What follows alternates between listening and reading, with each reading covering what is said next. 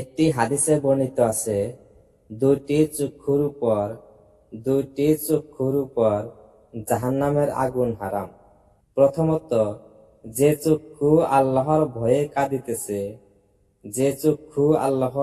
কাঁদিতেছে, ও দ্বিতীয়ত, যে চক্ষু ইসলাম এবং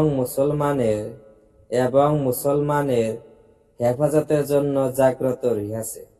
অন্য একটি হাদিসে আসিয়াছে, যে চক্ষু আল্লাহর ভয়ে ক্রন্দন করে তাহার উপর জাহান্নামের আগুন হারাম, এবং যে চক্ষু আল্লাহর রাস্তায় জাগ্রত রহিয়াছে তাহার উপরও জাহান্নামের আগুন হারাম, এবং যে চক্ষু নাজায়েজ দেখা হইতে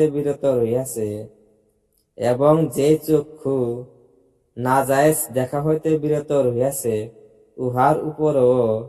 উহার উপরও জাহান্নামের আগুন হারাম, এবং যে চক্ষু আল্লাহর রাস্তায় নষ্ট